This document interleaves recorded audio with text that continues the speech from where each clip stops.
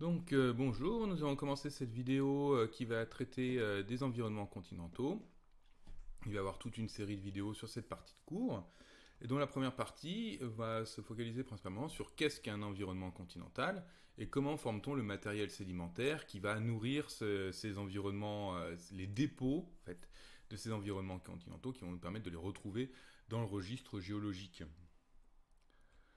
Donc tout d'abord, les environnements continentaux, il faut savoir que c'est des environnements qui sont très variés, mais finalement assez peu présents dans le registre sédimentaire par comparaison aux environnements marins. En fait, ils s'enregistrent très mal, tout simplement parce qu'il faut avoir la possibilité d'accumuler le matériel sédimentaire pour avoir ces enregistrements, et puis c'est des environnements qui sont souvent assez discontinus. Alors on va en parler de trois grands environnements qui sont représentés ici. L'environnement éolien, qui vraiment s'enregistrent très très mal. Puis les environnements lacustres et fluviatiles, qui sont des environnements qui sont assez fondamentalement discontinus. Donc il laisse des dépôts qui sont fondamentalement discontinus. Contrairement aux environnements marins qui sont beaucoup plus continus, beaucoup plus grands et qui donc ont un registre sédimentaire beaucoup plus important et qui dominent largement les registres sédimentaires que l'on observe à l'heure actuelle. Mais bon, je vais vous présenter quand même ces différents environnements, et donc on verra ces trois grands types, avec l'environnement aride avec transport éolien, le fluviatile et le lacustre, que je vous présenterai dans trois autres vidéos. Mais aujourd'hui, on va surtout s'intéresser à savoir qu'est-ce que c'est qu'un environnement continental, et comment est produit le matériel qui va s'enregistrer dans ces environnements continentaux. Donc en fait, les environnements continentaux sont des environnements qui peuvent être très proches géographiquement, malgré des dynamiques sédimentaires qui peuvent être très variées et des géométries et des biotopes très variés. Par exemple, ici vous êtes dans le Colorado, dans l'Utah, dans le désert de l'Utah, et on observe le Colorado, qui est une zone assez désertique, comme vous pouvez voir ici, où ça va être le transport éolien qui va dominer. Vous avez ici des environnements fluviaux, donc ici qui sont représentés ici, qui vont représenter des environnements fluviatiles, et parfois des lacs, notamment celui-ci, au niveau de la baie de Bullfrog, qui vont représenter donc ces environnements typiques lacustres. Donc des environnements qui peuvent être très proches, qui peuvent être connectés, mais cependant qui sont discontinus. On peut passer de l'un à l'autre. Par exemple, là, on a des massifs rocheux, apparemment. Peut-être qu'on a des déserts avec plutôt des dunes à certains endroits. Bon, il faudrait zoomer un peu plus pour en être sûr. Des anciens environnements, par exemple, ici, vous deviez avoir un ancien bras du fleuve qui a été abandonné, un méandre abandonné. Bref, c'est des environnements qui peuvent être très très proches, mais qui cependant ont des dynamiques sédimentaires très différentes, et les biotopes associés aussi très différents. Le matériel sédimentaire qui va dominer vont être des roches silicatées qui vont être érodées, transportées et déposées dans les bassins qui représentent ces différents types d'environnements.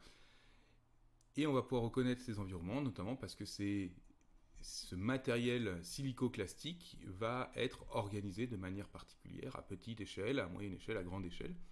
Et donc là, par exemple, vous avez dans le canyon de Sion, aux États-Unis, des stratifications de recroisées qui marquent une dynamique sédimentaire particulière. Il faut bien se rendre compte que le paléo-environnement peut être identifié uniquement s'il est enregistré. Donc la majorité du temps, on n'enregistre pas les différents environnements successifs au cours des temps géologiques. On va avoir des lacunes. Et ça va être, pour ces environnements continentaux, souvent on a beaucoup de lacunes, puis quelques intervalles de temps dans lesquels on va avoir le registre sédimentaire qui nous permettent de l'identifier.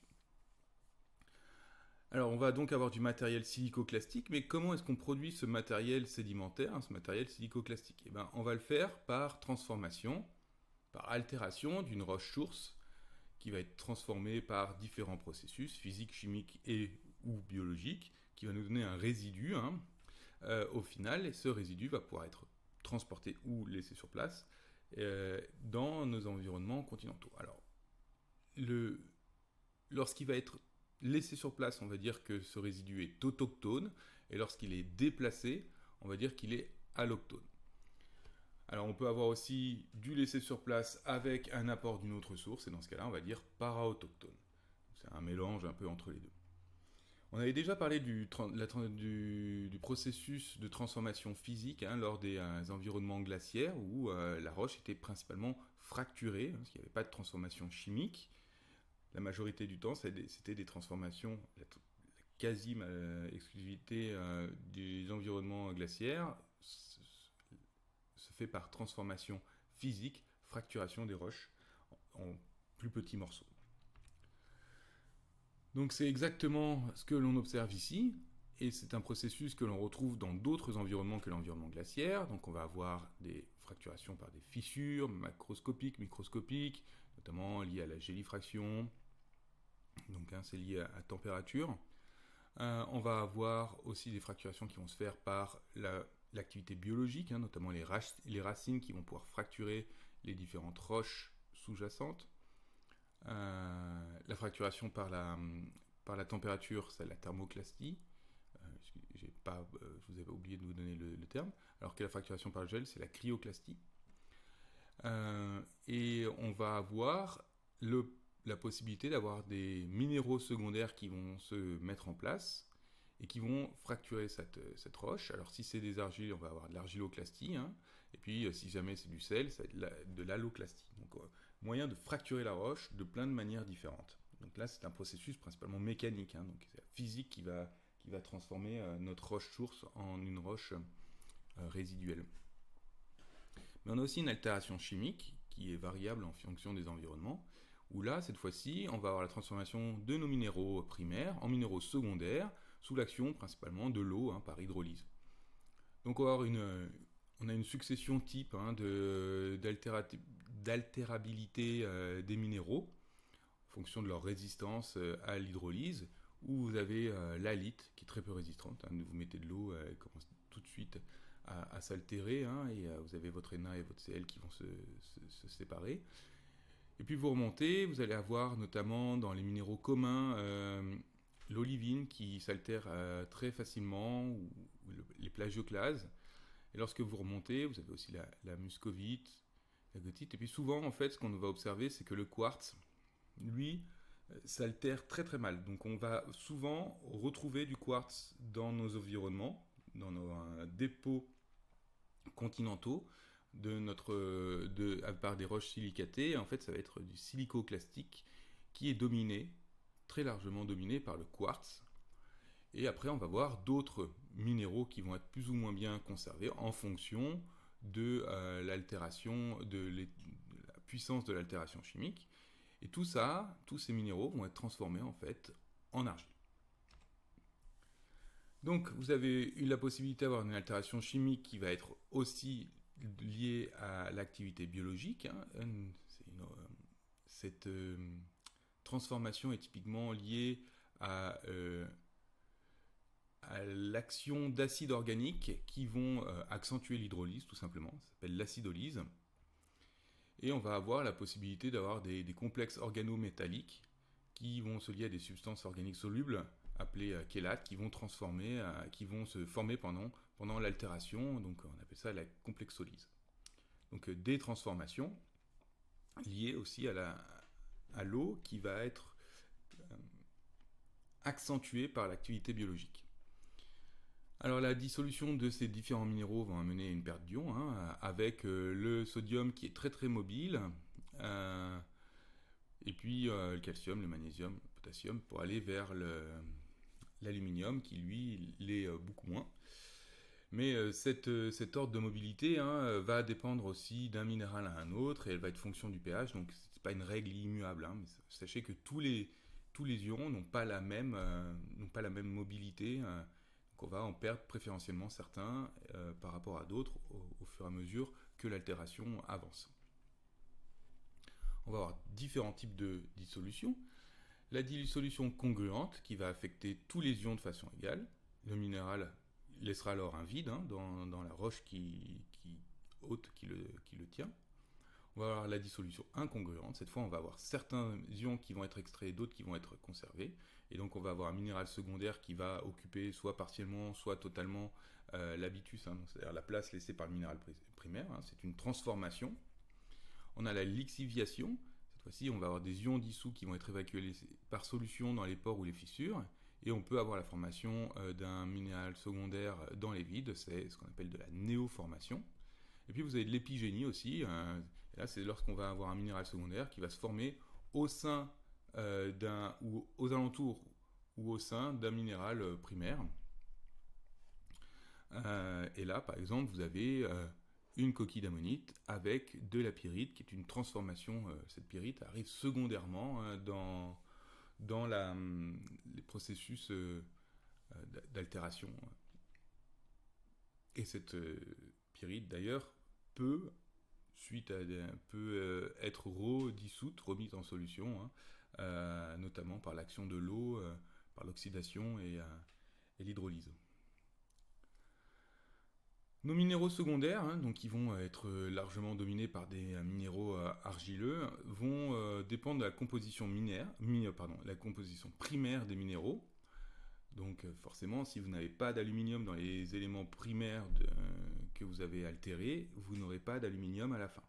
Donc bien sûr, on a une influence forte de nos minéraux primaires, mais on a aussi une influence forte du degré d'altération, suivant les environnements dans lesquels on est situé.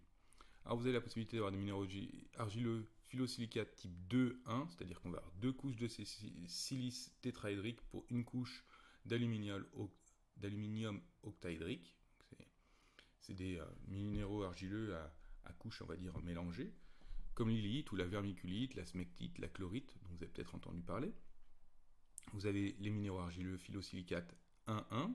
Cette fois-ci, on a une couche tétraédrique par rapport à une couche octaédrique, comme la kaolinite, qui est souvent assez connue. Hein. Vous avez des oxydes et des hydroxydes de fer ou de aluminium qui peuvent aussi se mettre en place, hein, comme la goethite, l'hématite, des carbonates, calcite, sidérite, magnétite ou des sulfates. Et puis vous avez aussi certains silices de basse température comme l'opale. Et donc ces différents minéraux, hein, ils vont dépendre du minéral de départ, mais ils vont aussi dépendre de l'environnement. Et cet environnement, ça va être principalement le climat et la végétation qui vont avoir un fort impact sur la formation de ces altérites. Donc on va avoir des gradients, hein, latitudinaux principalement, qui vont se mettre en place. Tout d'abord, vous avez les régions polaires ou très arides, on n'a quasiment pas d'altération chimique, tout simplement parce que en fait, on a très peu d'eau en solution, donc on a très peu d'hydrolyse. Donc on va avoir principalement de l'altération physique, comme dans les environnements glaciaires. Vous avez les régions froides et humides, où cette fois-ci on va avoir un mélange entre de complexolyse à cause de sols très acides. Hein. Donc je vous rappelle, la complexolyse, c'est un mélange d'hydrolyse sous l'action de biologie, en fait, des végétaux. Donc c'est assez fréquent dans sa forme des sols très acides, dans lesquels vous avez des pins, hein, souvent, qui poussent. Vous avez les régions tempérées, cette fois-ci, on va avoir une dominance d'acidolyse et de formation de phyllosilicates 2,1. Puis vous descendez encore un petit peu plus dans les régions méditerranéennes ou tropicales chaud et sec, vous avez une formation d'argile 2,1. Et puis quand vous continuez à descendre, alors c'est pas exclusif, hein, d'ailleurs, ce que je vous dis, hein, c'est dominant. Dans les régions chaudes et humides, cette fois-ci, on va avoir une altération très très très avancée avec la formation d'argile 1,1 ou de latérite. Donc le 1,1, ça va être dominé notamment, hein, par la kaolinite et des latérites. Les altérites à faible recristallisation se forment dans les climats tempérés et ont pour roches sources, hein, des roches plutoniques qui vont donner en fait des arènes, en fait des sables. Mais si vous avez des roches volcaniques, hein, comme roches sources, cette fois-ci on va avoir principalement des argiles et des limons. Alors, je vous rappelle que le limon, hein, c'est une fraction plus grossière que l'argile. Soit vous allez avoir des arènes basaltiques, en fait c'est une sorte de sable noir, donc qui est issu du basalte des roches volcaniques que vous aviez en roche source. Sous les climats tempérés, vous avez aussi les roches calcaires qui vont vous donner des argiles et des sables, principalement par décarbonatation. En fait, vous avez le résidu qui va rester et le carbonate de calcium qui va avoir tendance à partir en solution. Donc c'est assez fréquent même dans nos régions de voir ça. Puis vous avez les altérites à forte recristallisation, et cette fois-ci ça va être dans les climats chauds et très humides, notamment avec des saisons très contrastées, où là vous allez avoir des altérations très poussées. En plus, comme c'est très humide, vous avez beaucoup d'eau, donc beaucoup d'hydrolyse qui va se mettre en place. L'altération va être vraiment poussée à son maximum et vous allez avoir la formation de latérite. Donc ce sont des roches, des dépôts, souvent rouges, notamment liés à des oxydes et des hydroxydes de fer. Vous allez avoir beaucoup d'aluminium aussi. Et vous avez pour exemple dans la région notamment la bauxite. Donc vous allez avoir tendance à très très très fortement altérer votre roche source, voire complètement altérer, transporter les ions et les déposer dans une zone où vous allez avoir une fraction fine.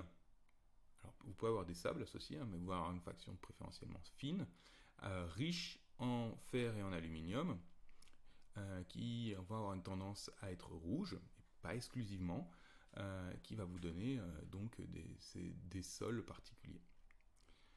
Alors dans ces roches, vous avez les roches qui sont autochtones et allochtones. En fait, on va par exemple dans la région, les bauxites sont allochtones. Et puis sous les climats semi-arides, vous avez la formation de concrétions de croûtes calcaires qui vont se mettre en place dans les sols notamment et qu'on va appeler calcrète ou caliche. Donc c'est quelque chose d'assez commun dans ces sols. C'est lié notamment à l'altération, mais aussi à la dynamique du sol qui a une respiration, notamment liée aux organismes qui vivent dedans. Et donc à partir de ce matériel, on va pouvoir maintenant par la suite discuter de l'ensemble des environnements continentaux. Je vous remercie.